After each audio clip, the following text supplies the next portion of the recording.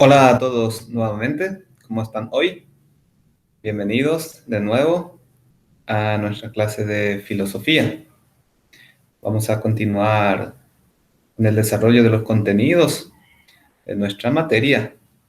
Recuerden que en las clases anteriores lo que hicimos fue una demarcación del área de la filosofía como saber y el lugar que ocupa la filosofía en relación también a las otras ciencias. Y en la clase anterior nos ocupábamos de los grandes problemas de la filosofía. Y hoy y de ahora en adelante vamos a comenzar a hacer historia de la filosofía. Vamos a comenzar a hacer un recorrido desde la filosofía antigua. Vamos a ir pasando por los grandes momentos de la historia de la filosofía, conocer a los pensadores, su sistema filosófico, su sistematización filosófica, y de esa manera para ir aprendiendo un poco más también de ellos y esperamos que eso contribuya para que vaya despertando también en nosotros esa capacidad reflexiva, ese nivel filosófico también en nuestro pensamiento. Muy bien, hoy vamos a ver a los presocráticos, pero primeramente vamos a hacer una introducción a esta parte de la filosofía antigua y vamos a ver cuál era la preocupación de los primeros filósofos. Bienvenidos entonces, yo voy compartiendo ya pantalla para que ustedes puedan acompañarme a través del PowerPoint en el desarrollo de los contenidos de nuestra clase de hoy. Muy bien, como dijimos, estamos desarrollando la filosofía. Y hoy, como les adelanté, vamos a hablar de los filósofos presocráticos, los primeros filósofos. Pero antes de empezar a ver cada una de sus teorías, vamos a ver un poco cuál fue la preocupación principal de estos primeros filósofos, y la preocupación tiene que ver con la cuestión de la naturaleza. Por eso llamamos esta primera parte en torno a la naturaleza. Y en un principio vamos a decir, la totalidad de lo real fue vista como naturaleza, como physis y como cosmos, lo cual hizo que el problema filosófico por excelencia fuese el cosmológico. Así, los primeros filósofos que recibieron precisamente el nombre de físicos o naturalistas se plantearon los siguientes problemas. ¿Cómo surge el cosmos? ¿Cuáles son las fases y los momentos de su origen o su nacimiento? ¿Cuáles son las fuerzas originarias que intervienen en el surgimiento, en el origen del cosmos? Y la respuesta se dará desde una palabra clave y fundamental, que es el principio o el arqué, o arjé, también suelen decir algunos. Es decir, lo que los primeros filósofos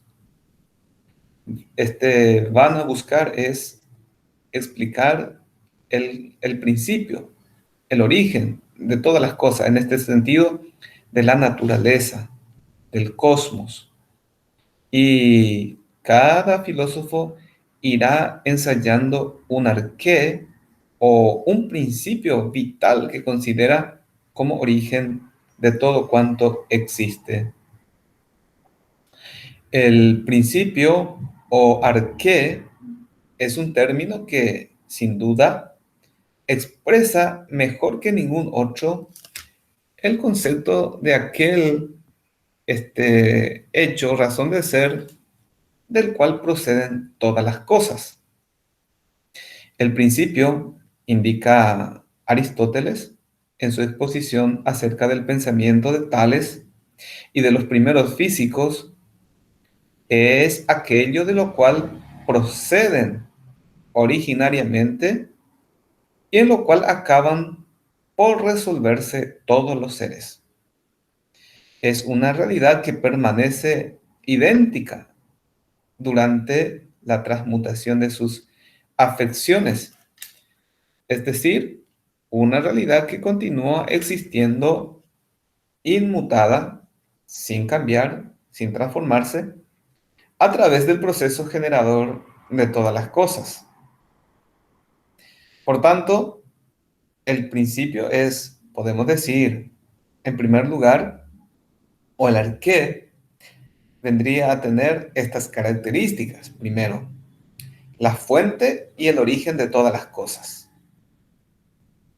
Segundo, la desembocadura o el término último de todas las cosas. Y tercero, el respaldo permanente que rige todas las cosas. Viene a ser en este sentido la sustancia, como señalamos en la clase anterior. Es decir, el principio o el arqué es el que va a dar origen a las cosas. Es el que va a mantener a las cosas en su existencia. Y es el que va a llevar a su fin también a todas las cosas que existen, que podemos ver, que podemos conocer. En pocas palabras, el principio puede definirse como aquello de lo cual provienen, es decir, el origen, aquello en lo que acaban, es decir, el fin, y aquello por lo cual son y subsisten todas las cosas, es decir, permanecen, es decir, están, subsisten. En ese sentido, podemos decir que es la sustancia. Dicho esto, pasamos a ver entonces, primeramente, el periodo naturalista o cosmológico, caracterizado por el problema de la fisis o de la naturaleza y del cosmos, y que entre los siglos 6 y 5 antes de Cristo vio sucederse a los jónicos, a los pitagóricos, los eleáticos, los pluralistas y los físicos eclécticos. Y al primero que encontramos dentro de una escuela, porque aparecen, por lo menos hay tres filósofos de esa zona originaria. Esta escuela a la que nos referimos es la escuela de Mileto, y el primero que encontramos aquí como representante de esta escuela va a ser justamente Tales de Mileto, y a él lo encontramos en el siglo 8, perdón, 7 y la primera mitad del siglo 6 antes de Cristo. Es el pensador que, según la tradición, da comienzo a la filosofía griega. Vivió en la Jonia y dentro de la Jonia, en esta isla que se llamaba Mileto. Además de filósofo, fue científico y prudente político. No se sabe que haya escrito ningún libro. Conocemos su pensamiento únicamente a través de la tradición oral indirecta.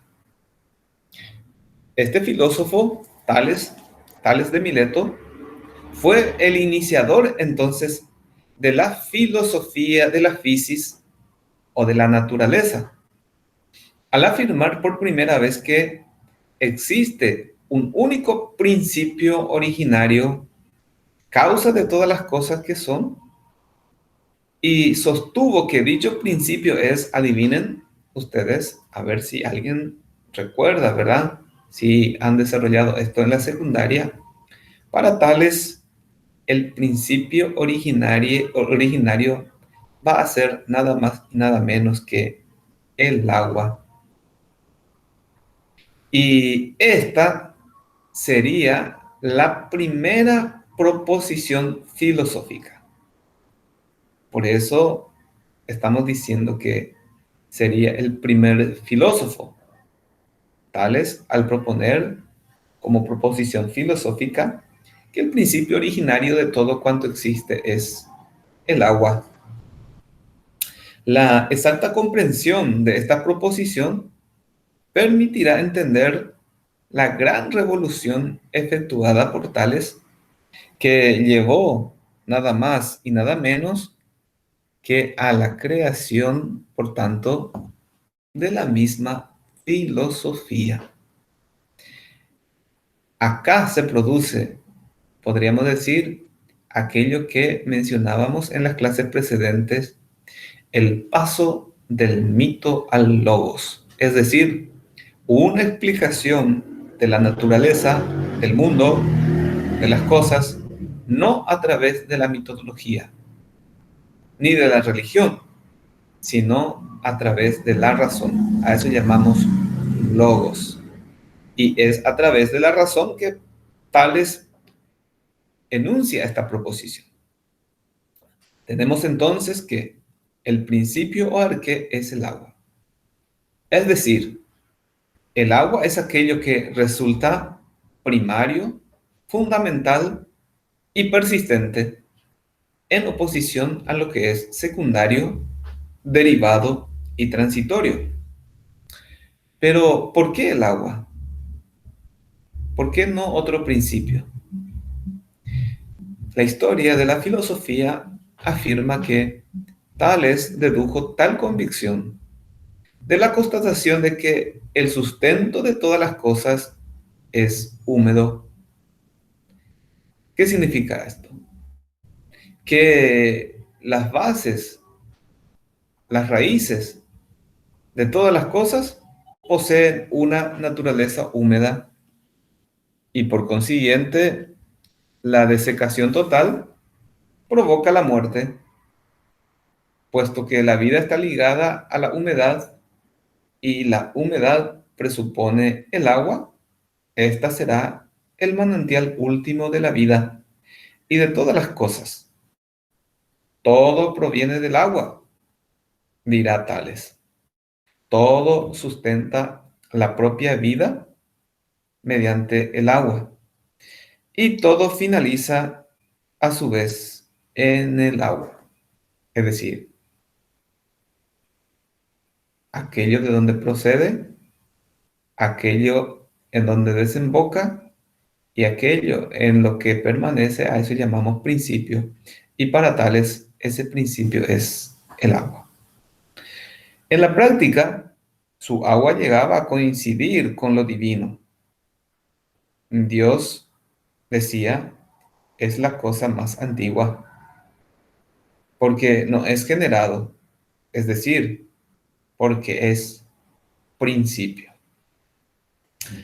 Muy bien, así entonces repasábamos un poquito la filosofía en su inicio con Tales de Mileto. Ahora, siguiendo en la misma escuela, vamos a ver al segundo filósofo, Anaximandro, que nació hacia el final del siglo VI antes de Cristo y probablemente murió a principios de la segunda mitad del siglo V. Y fue probablemente discípulo de Tales. Es también de Mileto. Compuso un tratado sobre la naturaleza, del cual nos ha llegado fragmentos. Constituye así el primer tratado filosófico de Occidente el primer escrito en prosa de los griegos, se había vuelto necesaria una nueva forma de composición literaria, ya que el logos debía quedar libre de las cadenas de la métrica y del verso para responder con plenitud a sus principios, a sus propias exigencias. Anaximandro intervino más activamente que Tales en la vida política. También con este filósofo se profundiza en la problemática del principio. Y este discípulo de Tales considera que el agua ya es algo derivado y que el principio o arqué consiste en cambio en lo infinito, es decir, en una naturaleza infinita e indefinida, de lo cual provienen absolutamente todas las cosas que son. A ver, el agua es una realidad definida, es una realidad concreta. Y de lo definido, lo concreto, solo puede venir otra realidad concreta o definida. ¿Cómo puede ser que haya tantas cosas diferentes y que hayan procedido todas del agua? Por eso Anaximandro está planteando como principio lo indefinido, lo infinito, para que de esa manera se explique justamente el origen de todas las cosas que son. Y el término utilizado por Anaximandro es apeirón, como ustedes tienen ahí en la presentación, que significa aquello que carece de límites, tanto externo, lo que es espacialmente, y por tanto cuantitativamente infinito, como también carece de límites internos, lo que es cualitativamente indeterminado. Y precisamente porque no está limitado cuantitativa y cualitativamente, el principio apeiron puede dar origen a todas las cosas, delimitándose en diversas formas. Este principio abraza y circunda, gobierna y rige todo, porque en tanto que delimitación y determinación suya, todas las cosas se generan de él, consisten y son en él. Los tres elementos que constituye el principio: origen, persistencia y desembocadura. Esto infinito, según Anaximandro, aparece como lo divino, porque es inmortal e indestructible. La inmortalidad del principio debe ser tal que no admita un fin, pero tampoco un inicio. Entonces, cuando algo no tiene inicio, no tiene fin, decimos que es eterno. Y eterno se atribuye solamente a Dios. Por eso este principio es divino, según Anaximandro. Las antiguas deidades no morían, pero nacían. En cambio, lo divino de Anaximandro no nace, al igual que no muere. Por eso es un principio divino. Bien, una vez que hemos visto el pensamiento de Anaximandro, pasaremos a ver al tercero de esta escuela de Mileto, y se trata de Anaxímenes, también de Mileto, ¿verdad? Fue discípulo de Anaximandro, vivió en el siglo VI a.C., de cuyo escrito sobre la naturaleza en sobria prosa jónica nos han llegado tres fragmentos, además de testimonios indirectos. Anaxímenes piensa que, en efecto, el principio debe ser infinito, como su maestro Anaximandro, pero que hay que pensarlo como aire infinito, sustancia aérea ilimitada. Escribe Anaxímenes. Al igual que nuestra alma, es decir, el principio que da la vida, que es aire, nos sostiene y nos gobierna. Así el soplo y el aire abrazan todo el cosmos. Más aún, dice Anaxímenes, el aire está cerca de lo incorpóreo, en el sentido de que no tiene forma ni límites como los cuerpos y es invisible. En ese sentido, se acerca mucho a su maestro Anaximandro. Y, es, y puesto que nosotros nacemos, dice Anaxímenes, gracias a su influjo, es preciso que sea infinito y rico para que jamás desaparezca.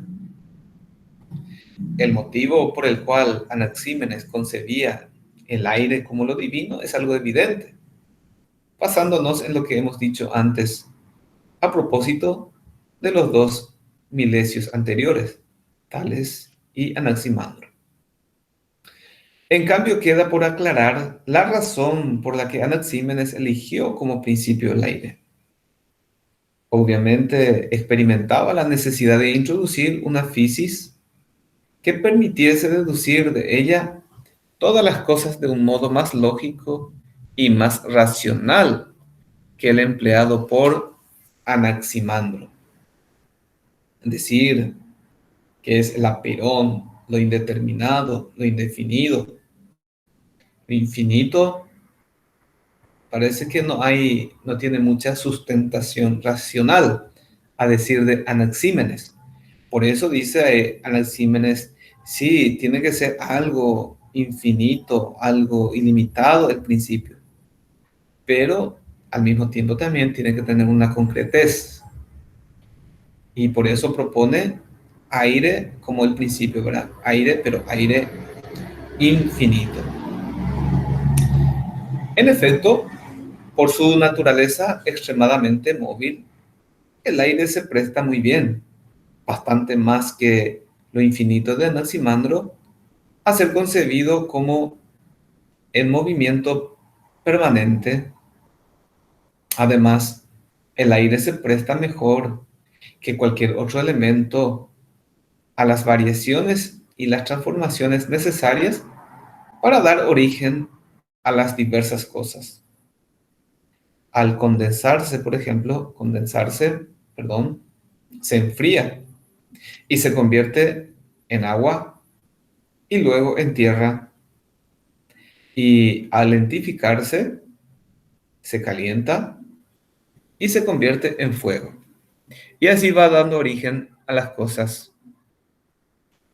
Un terminante testimonio antiguo nos relata, Anaxímenes dice que el frío es la materia que se contrae y se condensa, mientras que el calor es la materia dilatada y lentificada. Precisamente esta es la expresión que utiliza. Por eso, no sin razón, según Anaxímenes, se dice que el hombre deja salir de su boca el calor y el frío.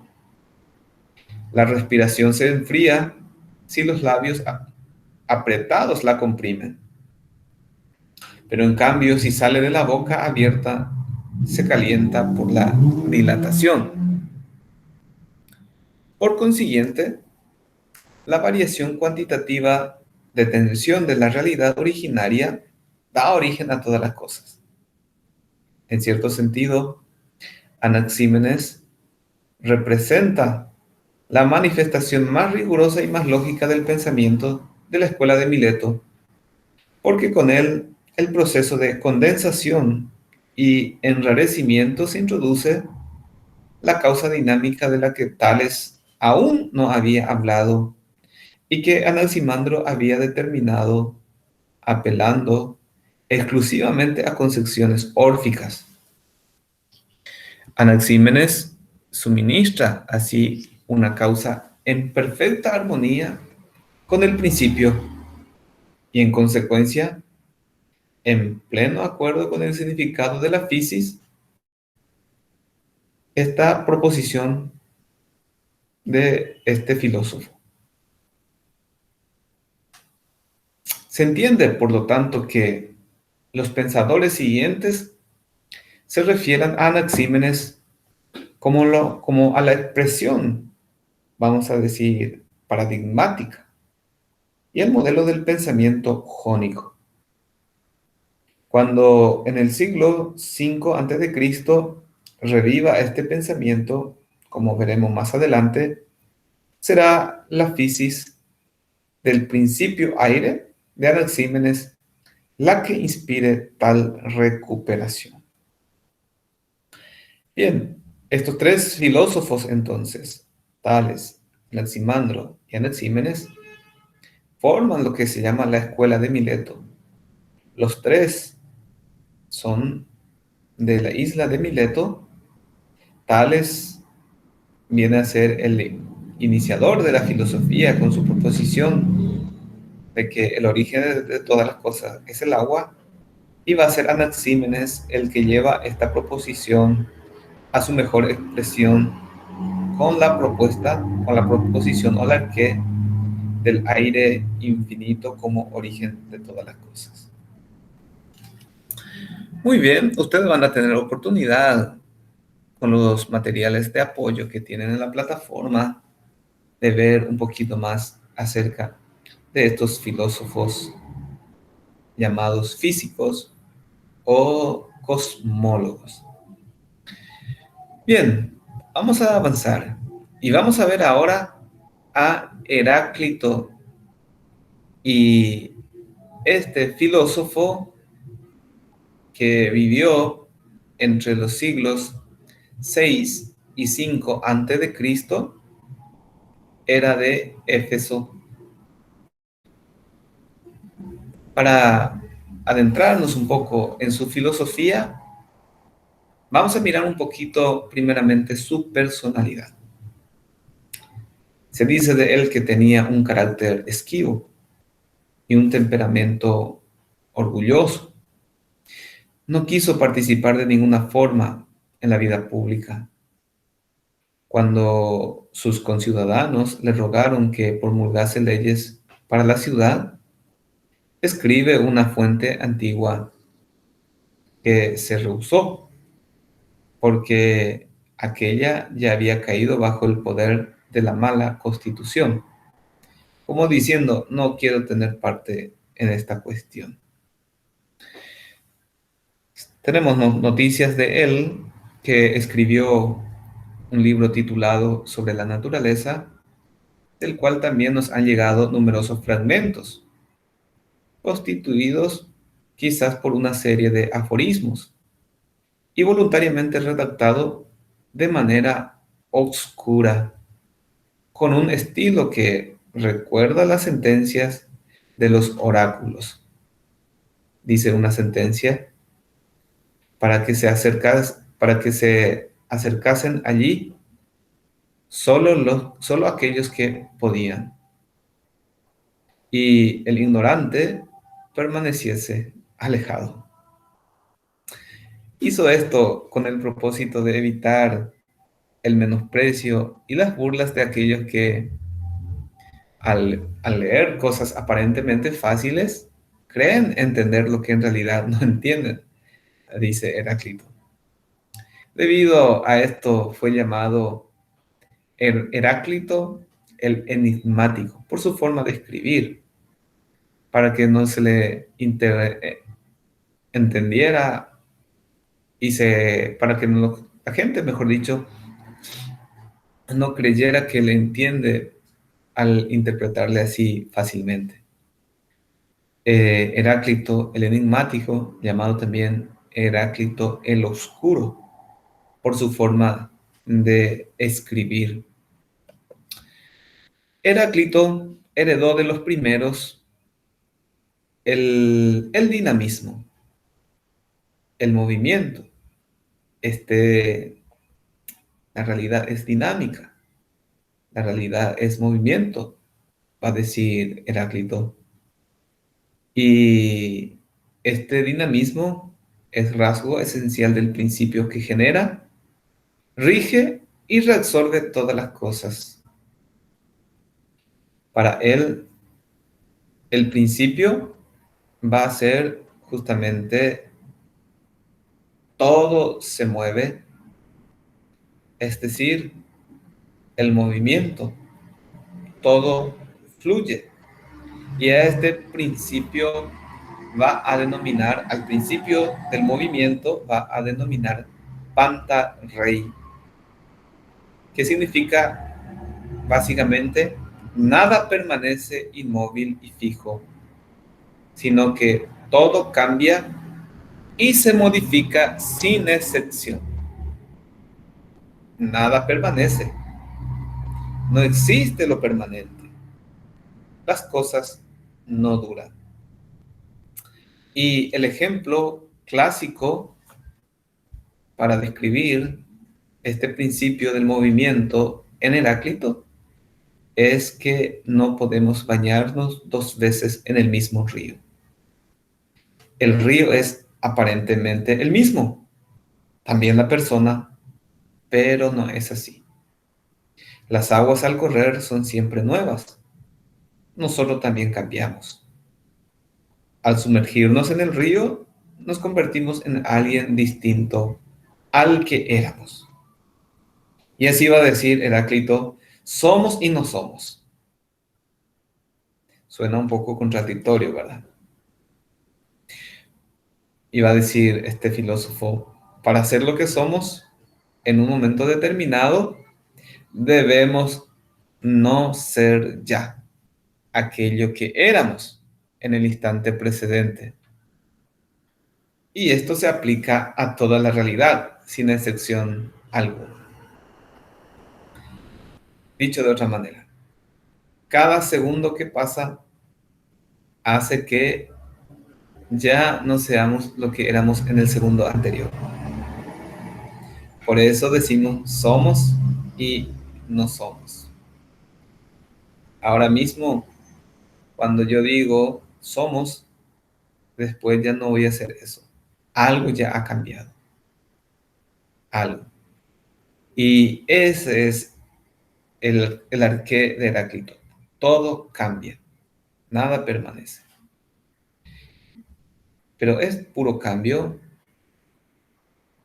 No hay algo fijo. Y esta realidad fija, algo que permanece, va a ser justamente el movimiento. La única realidad permanente es el movimiento. Después todo cambia. Nada queda, nada permanece. Bueno, según esto, la ciencia no es posible, porque la ciencia me dice la cosa como es. Según Heráclito, eso es imposible, porque al momento que yo digo esto es, ya dejó de ser, por el permanente cambio, el permanente movimiento que hay. Bueno, Heráclito dice que hay 4 tipos de movimiento: local, cuantitativo, cualitativo y sustancial. El movimiento es local cuando hay cambio de lugar. Por ejemplo, trasladarse de un lugar a otro. Eso es cambiar de lugar. El movimiento es cuantitativo cuando cambió la cantidad. Las cosas aumentan o disminuyen.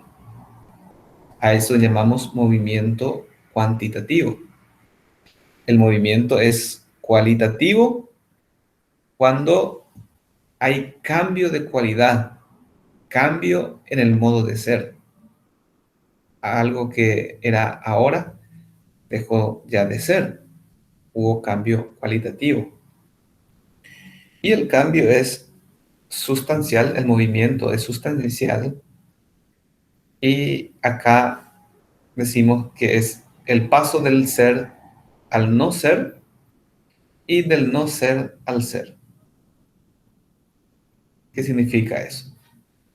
Antes éramos y después no seremos. Para explicar un poquito este cambio sustancial, el paso del ser al no ser. Para decir con esto, ¿verdad? Que hay permanente movimiento.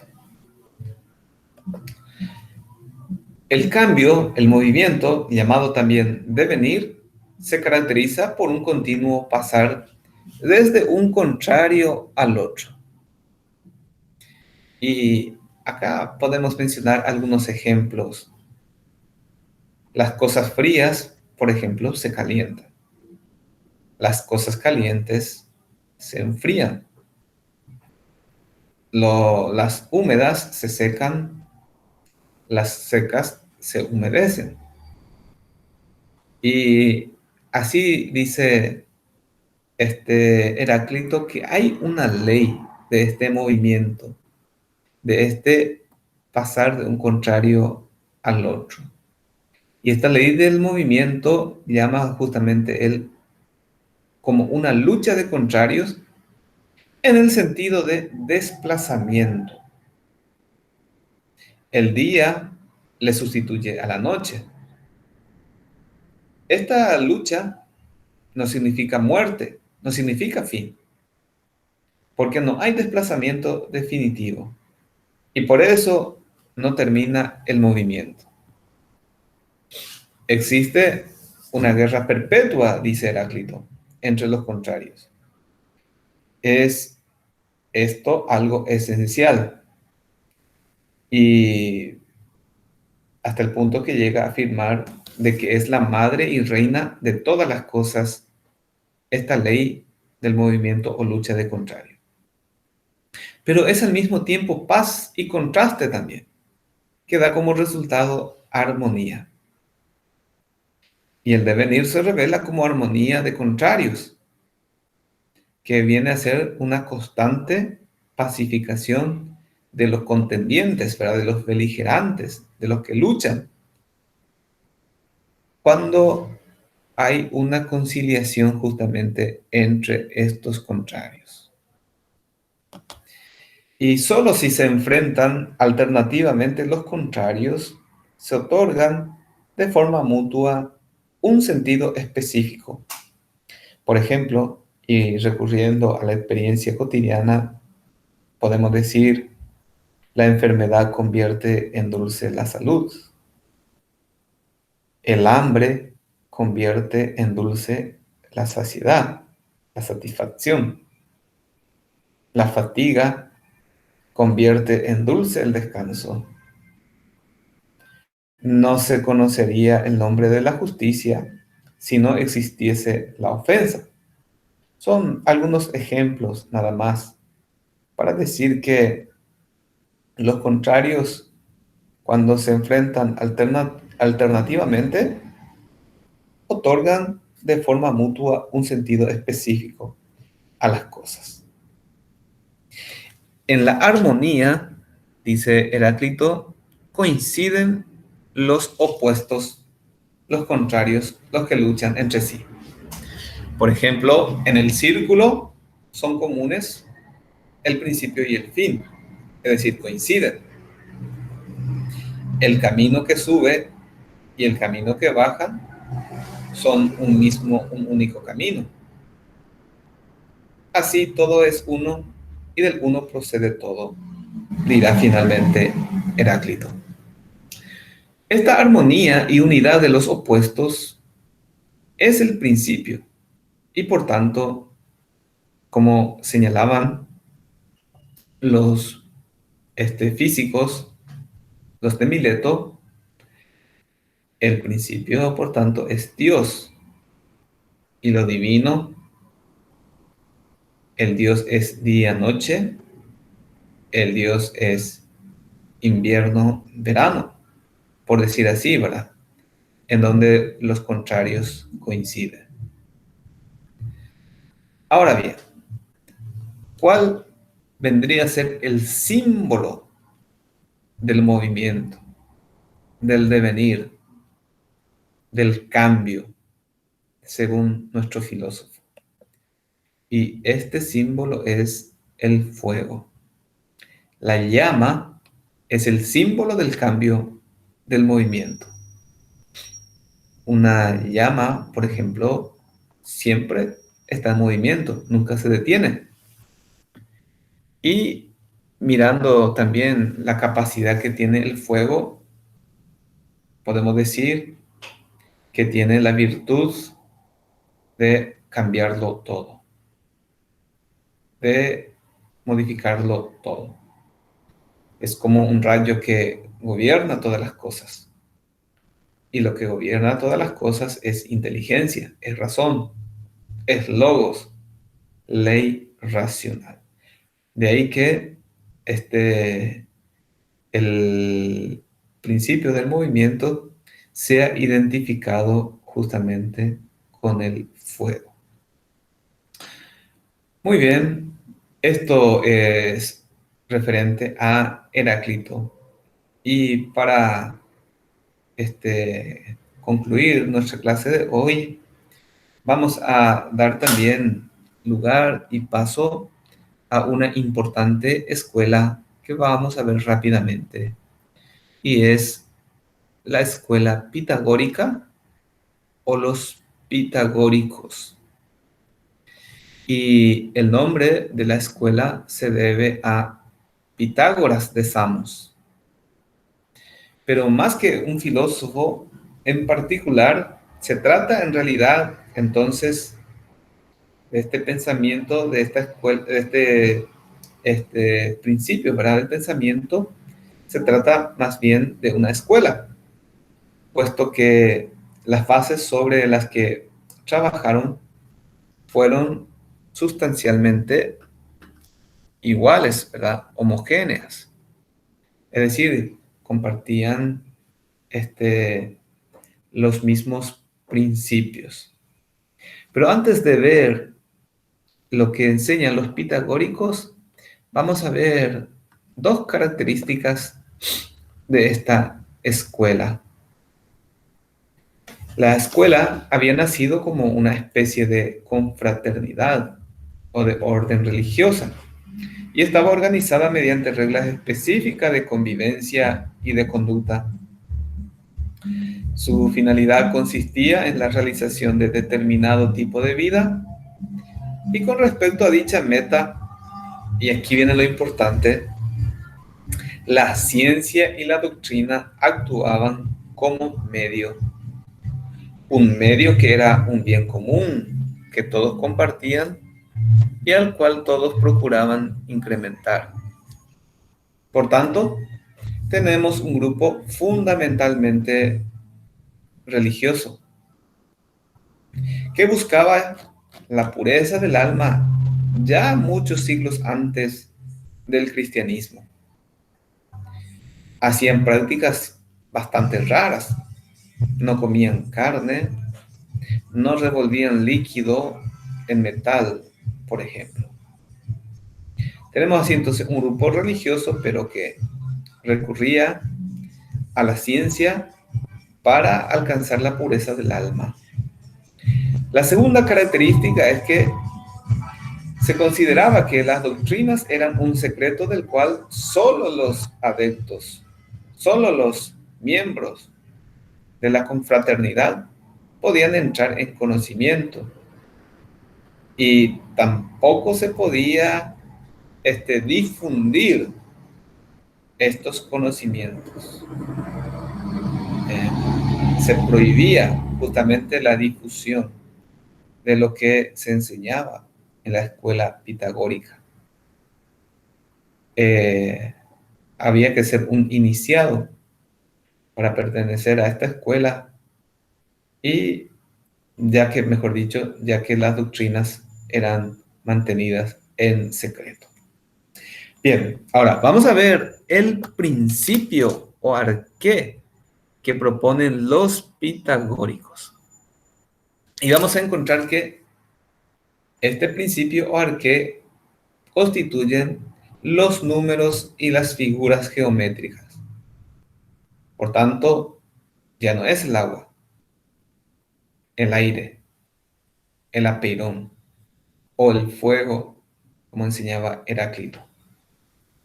Pero hay que entender aquí que los números y las figuras geométricas son el principio no como origen, sino como orden. Eh, los pitagóricos no quieren saber de dónde sale la cosa, sino qué es. Y lo que es el mundo, lo que es el cosmos, es orden. El mundo es una totalidad ordenada, organizada.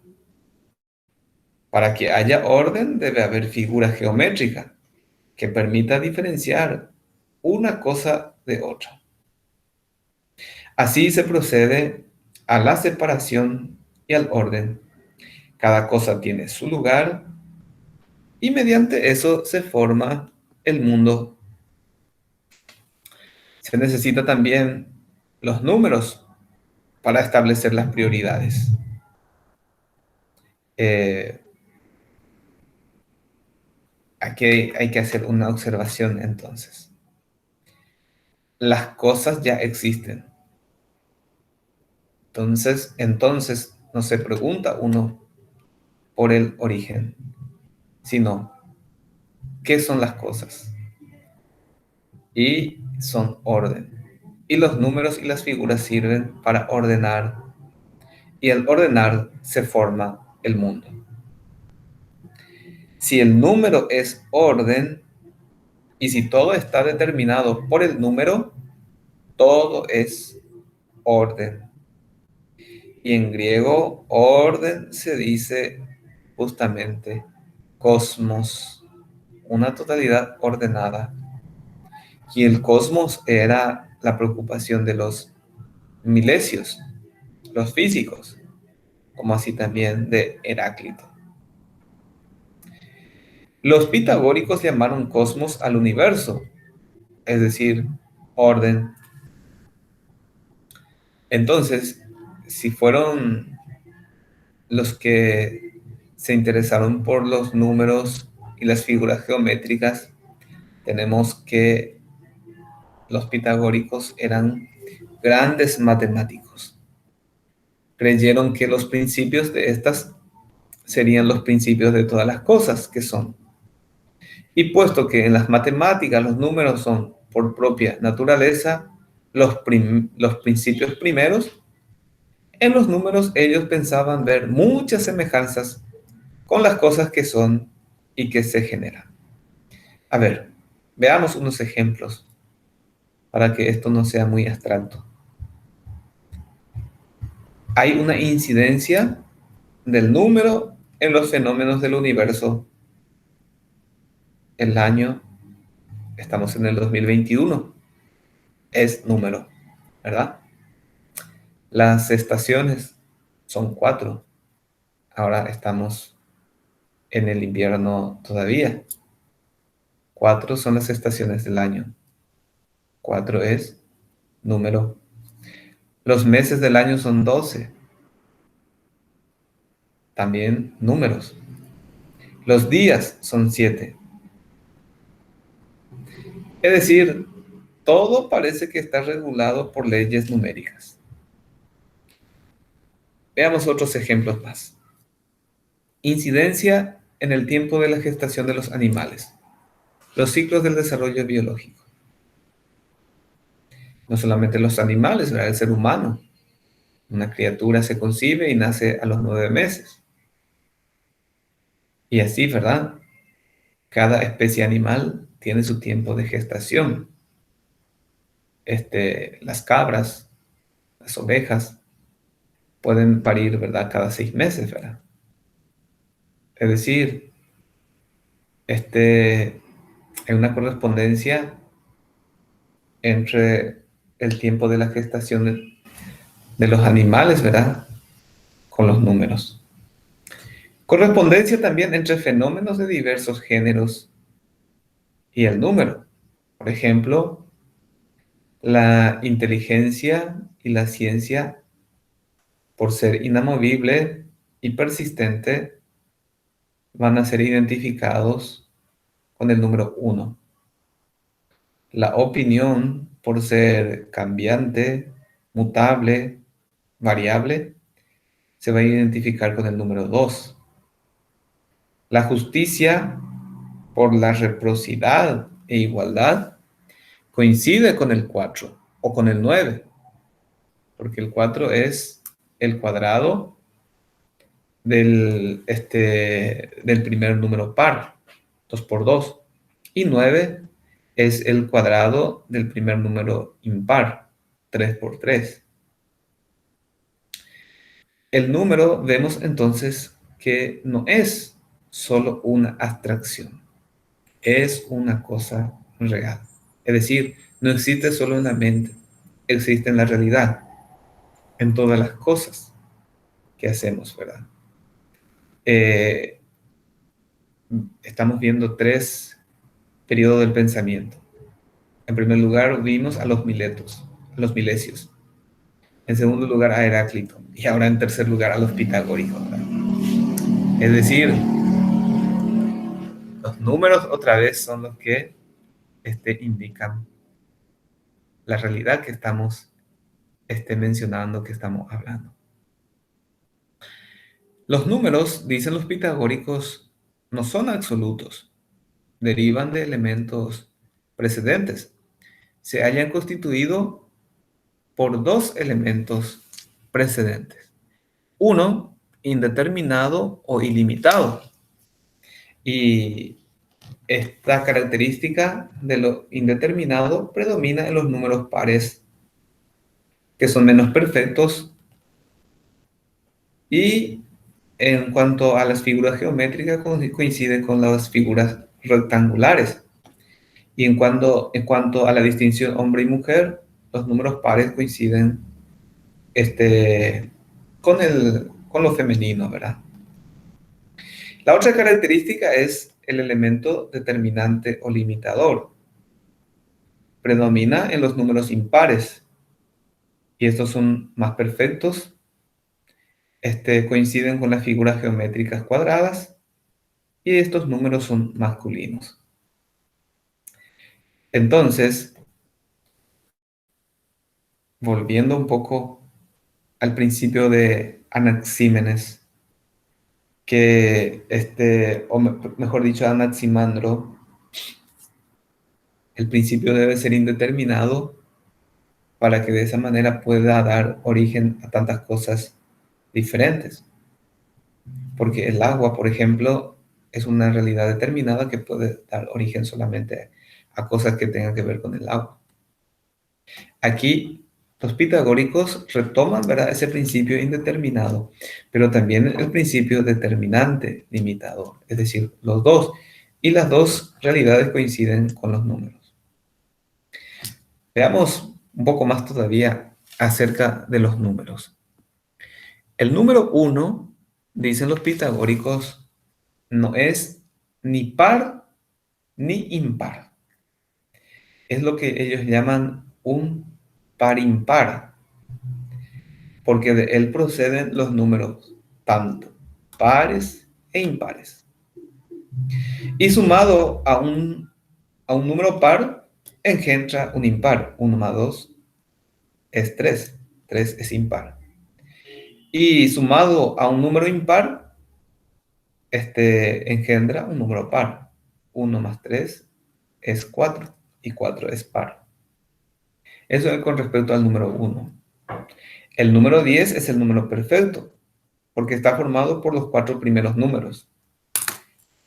El 1, el 2, el 3 y el 4. 1 más 2, 3. 3 más 3, 6.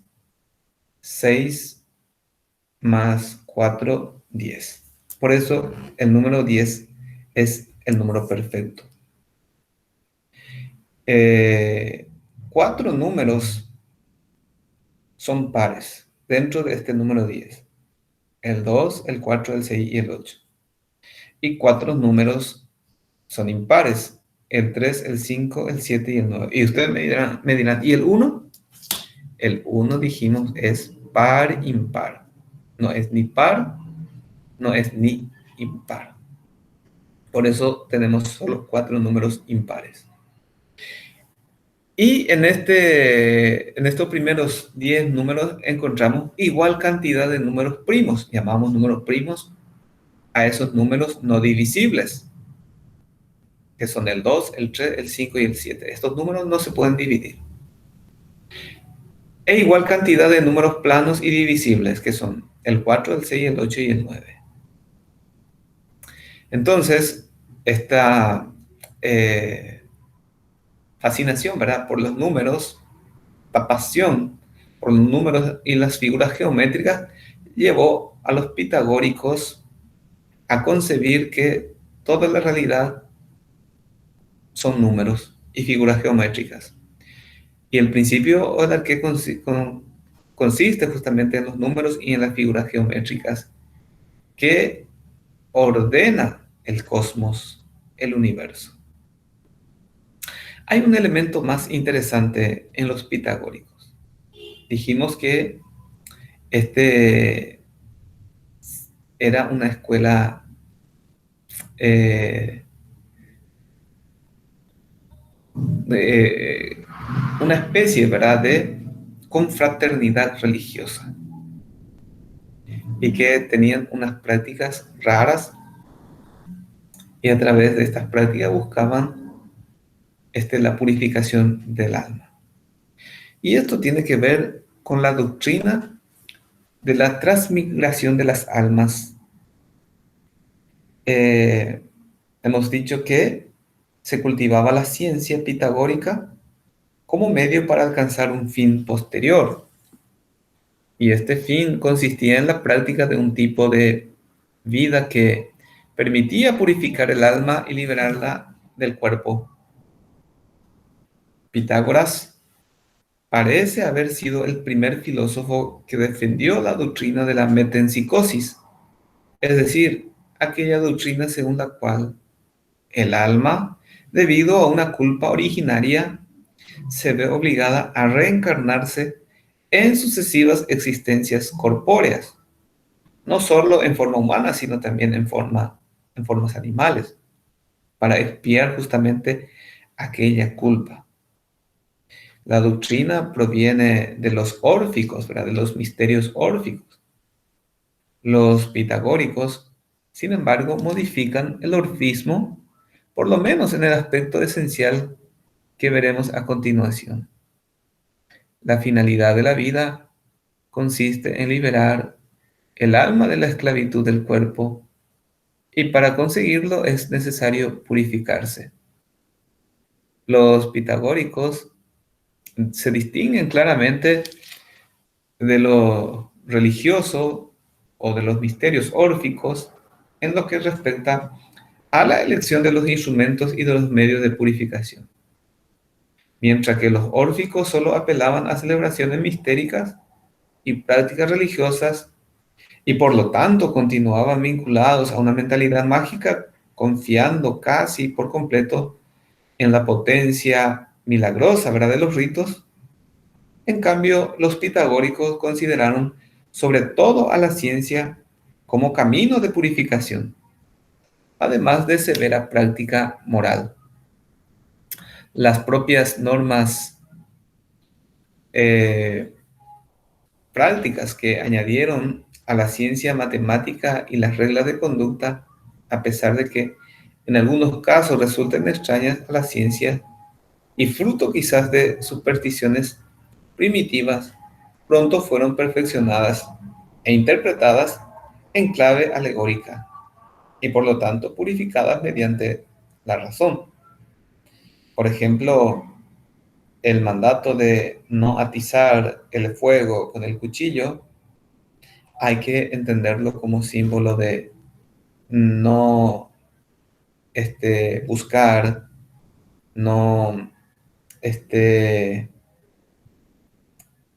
hacer enojar con palabras duras a quien se haya ya luego enojado. No echar más leña al fuego, diríamos, ¿verdad?, en nuestro lenguaje común y corriente. Por ejemplo, no recibir golondrinas en casa significaría no hospedar en casa a personas curiosas. No comerse el corazón sería sinónimo de no afligirse con amarguras. Incluso el célebre precepto de no comer habas fue interpretado de acuerdo con distintos significados alegóricos. La vida pitagórica fue algo muy distinto de la vida órfica, precisamente por el cultivo de la ciencia como medio de purificación.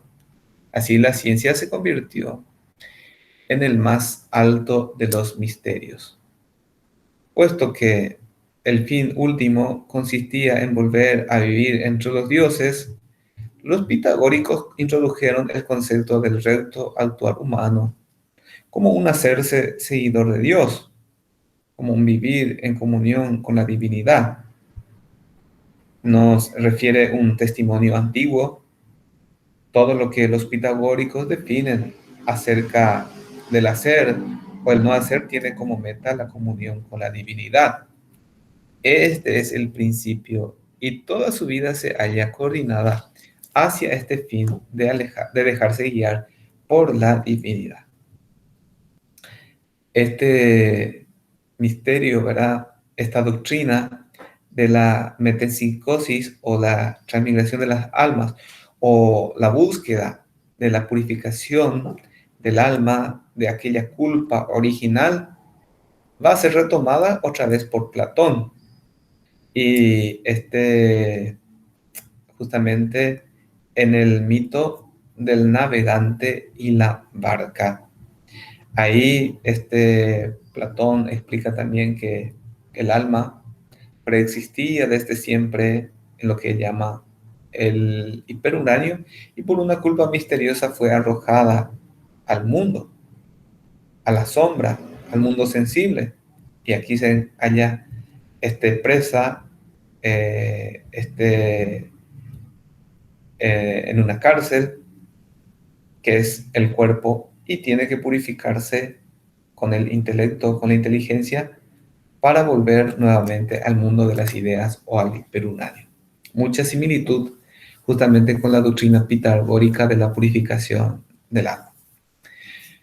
Muy bien, queridos amigos, dejamos hasta aquí por hoy.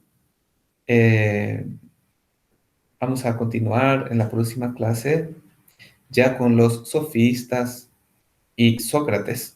Vamos a pasar entonces de la preocupación por el mundo, por el cosmos, por la naturaleza, a la preocupación ya por el hombre. Del aspecto cosmológico pasaremos al aspecto antropológico. Muy bien, muchas gracias por la atención y voy a dejar de compartir ya pantalla para que podamos despedirnos.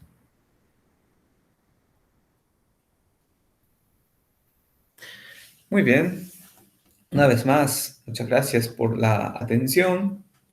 Les recuerdo que siempre los materiales que acompañan al desarrollo de la clase lo encontrarán ustedes en la plataforma, como también el trabajo correspondiente a la clase de hoy y a esta unidad al término justamente de la misma unidad. Bueno, hasta nuestro próximo encuentro.